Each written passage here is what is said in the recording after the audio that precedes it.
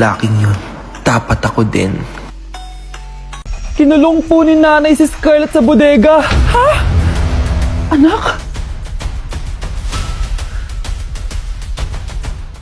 Anak? Walang iya talaga yung tita mo. Anak, sorry kung ngayon na ako nagpakita. Pinakulong kasi ako ng babaeng yan. Deserve mo makulong. Ikaw ang ikukulong namin dahil child abuse ang ginagawa mo. Ano? At hindi mo na din makukuha ang 50% ng mana. Hindi pwede! Nay, masaya ako na nandito ka na. At hindi na din tayo maghihirap dahil sa pamana ni tatay. Masaya din ako, anak. Siyempre kasama ka dito sa Manta.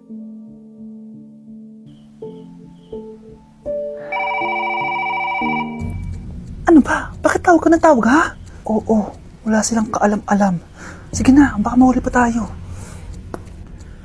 Sa wakas, sa atin na ang mana. Maghahati tayo dito. Palayasin mo na yung mga batang yun, ha? Ako bahala. Ang galing talaga natin magpanggap date. Mga anak, aalis na tayo dito sa bahay. Lilipat tayo sa mas malaking bahay. O eto, mga gamit nyo, inimpake ko na. Talaga, Nay? Scarlett, huwag ka maniwala dyan. Nagpapanggap lang yung nanay mo. Samantha, ano yung mga pinagsasabi mo? Magjowa sila ni attorney. Sinet up nila tayo. Ganyan ba ang ugali mo, Samantha? Kaparehas ng nanay mong sinungaling? Samantha, ano ba? Kung ayaw mo sumama, edi wag. Sige, kung totoong anak mo talaga si Scarlett, saan at kailan mo siya ipinanganak? Ang dali naman yan. Edi sa Manila.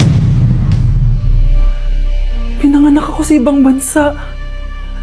Hindi ikaw ang nanay ko. Ay, oo nga pala, sa ibang bansa pala. Sorry, nakalimutan ko. Ang dami namang drama. Total, nasa amin na ang mana. Umalis na kayong dalawa. Kung ayaw niyong pati kayo, ipakulong ko. Kung meron mang makukulong, kayong dalawa yon. Salamat sa pagtawag, Samantha.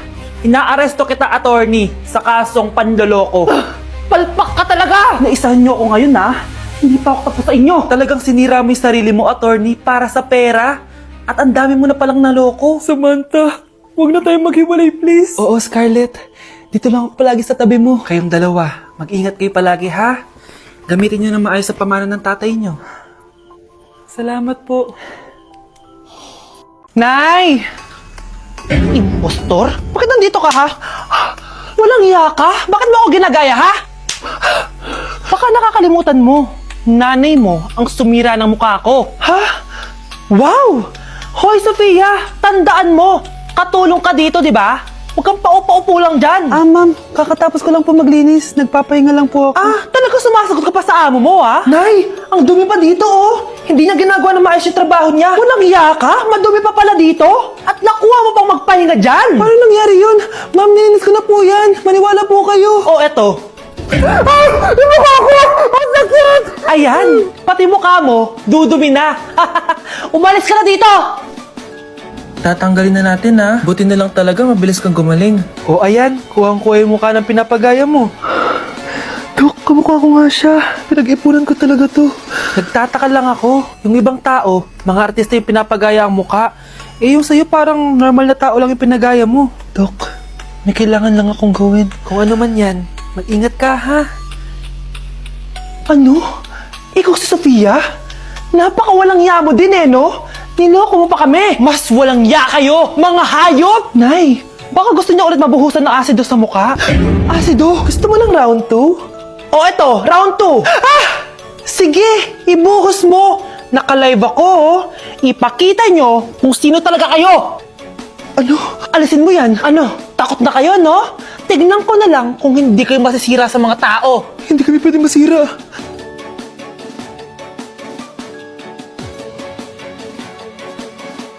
Ikinalulungkot ko pero hindi na siya makakita. Masyado nang malala ang damage sa mata niya. Mahal, hindi tayo susuko, ha? Gagaling ka. Mahal, huwag ka na magpa-stress. Ginawa naman natin lahat, diba? Mahal, magpahinga ka muna dito, ha? Luto lang ako ng pagkain. Hi, Ramon. Rosa, bakit nandito ka? Balita ko, wala nang pag-asang makakita yung asawa mo. Ibig sabihin, magagawa na natin lahat ng gusto natin. Shhh! Huwag kang maingay. Masisira plano natin. Sinasabi ko na nga ba, may pinaplano kayo ni Rosa. Mahal, kain ka na na ito paborito mo. At talagang hinahayaan mo lang dito si Rosa, ha?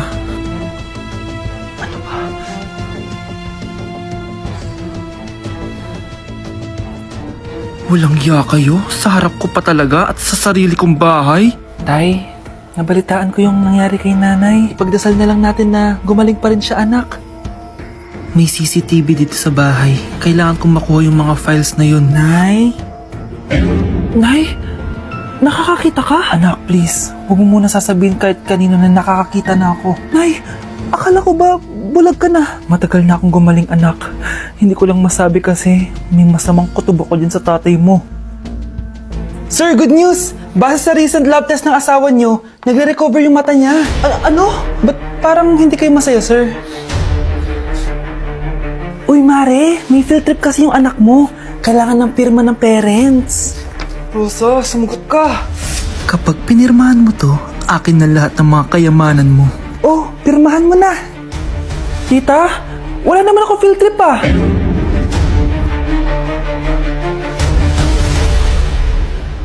Mga anak, mag-aaral na kayo sa Lunes!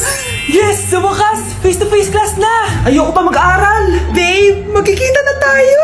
Anay, kailangan ko po ng notebook. Oh, eto sa'yo. Limited edition planner to ah. Wow, thank you, Nay! Ang ganda! Ano yung sa'kin, Nay? Oh, eto, yellow pad. Bakit yellow pad lang? Tapos yung sa kanya, planner? May favoritism talaga dito eh. Nay, kailangan ko po ng ballpen. Oh, eto anak, G-Tech. Ang mahal nito. Ingatan mo yan ha. Thank you, Nay! Hindi ko babagsak to. O, ikaw naman. Etong sa'yo. Bakit maleta, Nay? Mag-aaral na ba ako sa ibang bansa? Yan yung gagamitin mo kapag bumagsak ka. Dahil papalayasin na kita. 1 year later. At dahil mag-graduate na kayo, bibigyan ko ng bagong cellphone ang may pinakamataas na grades. Nay, 95 ako. Akin yung cellphone. 95 lang? Ako nga 96 na eh. Shh! Sa akin yung bagong cellphone dahil 98 ang grade ko. O ikaw, anong grade mo? Bagsak? 99 ako, Nay. At deserve ko to. I'm a bitch, I'm a boss. I'm a bitch and a boss, I'ma shine like glass. I'm a bitch, I'm a boss. I'm a bitch and a boss, I'ma shine like glass. Ang sarap ng pagkain. Nag-enjoy ka ba? Oh, anong problema? Tanong mo sa sarili mo. Ha? Bakit ako? Ewan ko sa'yo. Ah, tinatoyo ka na naman, no? Ayoko na! Palagi na lang ganito. Ano bang ginawa ko? Nahihirapan na ako. Ang ayos-ayos mo lang kanina kumakain tayo ah. Alam mo, okay na sana eh. Kaso ang damot mo. Ang damot-damot mo. Ano bang pinagdamot ko sa'yo? Sabi ko sa'yo kanina, sa akin na lang ang balat ng manok. Pero kinain mo pa din. Hindi ko talaga kayang ibigay yun. Ipagdamot mo na lahat. Wag lang ang balat ng manok. Sorry na. Hindi. Itigil na natin to. Babe naman eh. Di mo ako babe. Bakit? Tanga kapatid mo ako. Ay. Lagot ka kay mama.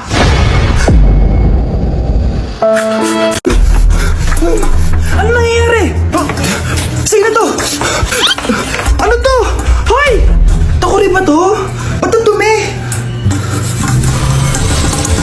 Ba't gumagalaw? Ako, si Beanie the Genie. Hala, totoo pala yung mga genie. Akala ko sa TV lang sila. May 3 kang wish. Gamitin mo to ng maayos. May wish ako? Matutupad na lahat ng gusto ko. A few moments later. Anak! Yes po, Nay? Wala na tayong pera. Wala na din tayong makain. Ha? Di ko na alam gagawin ko. Ah, wait lang, Nay. Wish ko, sana maging mayaman ako. Your wish is my command. Oh, gamitin mo to. May laman tong $1 billion. Mayaman na ako! Nay, huwag ka mag-alala. Eto, 100 million pesos para sa'yo. 100 million pesos? Thank you, anak! Ang yaman ko na! Nabili ko na lahat ng gusto ko. 1 hour later. Ang boring naman. Mayaman nga ako. Wala naman akong kaibigan. Wish ko, sana maging sikat ako. Your wish is my command. Sino yun? Sir, ano po masasabi niyo na ikaw ang pinakasikat na tao dito sa Pilipinas? Ako? Sikat? Nandito tayo ngayon live sa bahay ng pinakasikat na tao dito sa Pilipinas. Ang sayo naman! Babala, mag-ingat ka sa huling wish mo dahil... Sir, may tanong po ako. Sir, Ha? Hindi kita marinig! Ano po ang masasabi niyo na lumalala ang pandemya? May isang solusyon lang dyan. Wish ko, sana maging maayos na yung mundo. Ayan, maayos na. Bakit, Genie? Magiging kabaliktaran ang huling wish mo.